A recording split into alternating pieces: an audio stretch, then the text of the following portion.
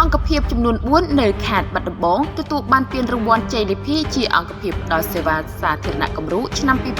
2024លើវិស័យអប់រំនិងសុខាភិបាលប្រកបដោយមោទនភាព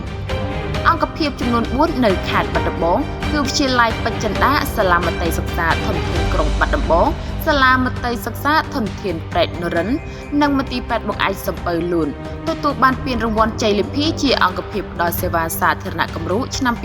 2024លើវិស័យអប់រំនិងសុខាភិបាលហើយនៅថ្ងៃទី11ខែមិនិនាឆ្នាំ2025នេះរដ្ឋបាលខេត្តបាត់ដំបងបានរៀបចំជាក្បួនដង្ហែនៅតាមដងផ្លូវនានាក្នុងក្រុងបាត់ដំបងដើម្បីអបអរសាទរខណៈដែលខេត្តបាត់ដំបងទទួលបានពានរង្វាន់ជ័យលាភីនេះដែលបានកាត់ឡើងពីការខិតខំប្រឹងប្រែងរបស់អាជ្ញាធរគ្រប់ជាន់ថ្នាក់និងផ្នែកពាក់ព័ន្ធជាច្រើនទៀតនៅក្នុងខេត្តព្រមទាំងលោកគ្រូអ្នកគ្រូសិក្សានុសិស្សនិងសហគមន៍ផងដែរពិធីនេះបានប្រព្រឹត្តទៅដោយមានការចូលរួមពីថ្នាក់ដឹកនាំក្រុមប្រឹក្សាខេត្តគណៈអភិបាលខេត្តក្រុងស្រុកមន្ត្រីរាជការកងកម្លាំងប្រដាប់អាវុធទាំង3ប្រភេទយុវជនលោកគ្រូអ្នកគ្រូនិងសិក្សានុសិស្សយ៉ាងច្រើនកកដែលបានធ្វើឡើងនៅបរិវេណសួនវិមានឯករាជ្យខេត្តបាត់ដំបងក្នុងនាមអង្គភាពទទួលបានជ័យលាភីទាំង4លោកបិជឈឿតនាយកវិទ្យាល័យបច្ចិន្តានៃស្រុកភ្នំព្រឹកខេត្តបាត់ដំបងបានថ្លែងនៅការលើកទឹកចិត្តដល់អង្គភាពបម្រើសេវាសាធារណៈទាំងអស់ក្នុងខេត្តបាត់ដំបងសូមបន្តចូលរួមប្រកួតប្រជែងជាបន្តទៀតឲ្យបានគ្រប់គ្នា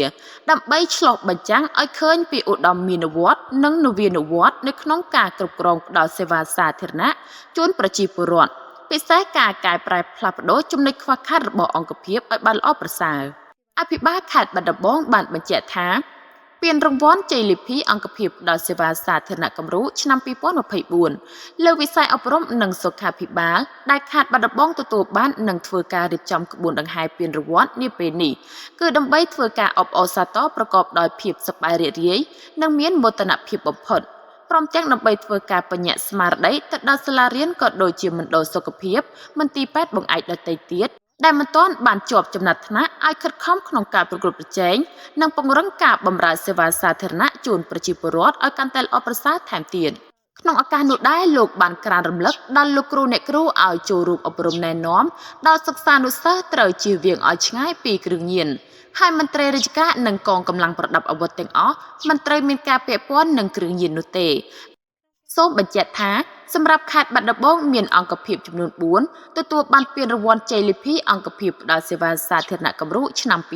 2024លើវិស័យអប់រំនិងវិស័យសុខាភិបាលរួមមានវិទ្យាល័យបច្ចិន្តានៃស្រុកភ្នំព្រឹកទទួលបានចំណាត់ថ្នាក់លេខ1សាលាមត្តេយ្យសិក្សាធនធានក្រុងបាត់ដំបងនៃក្រុងបាត់ដំបងទទួលបានចំណាត់ថ្នាក់លេខ2សាលាមត្តេយ្យសិក្សាធនធានប្រេតនរិននៃស្រុកឯកភ្នំទទួលបានចំណាត់ថ្នាក់លេខ6និងមន្ទីរពេទ្យបង្អែកសំពៅលួននៃស្រុកសំពៅលួនទទួលបានចំណាត់ថ្នាក់លេខ10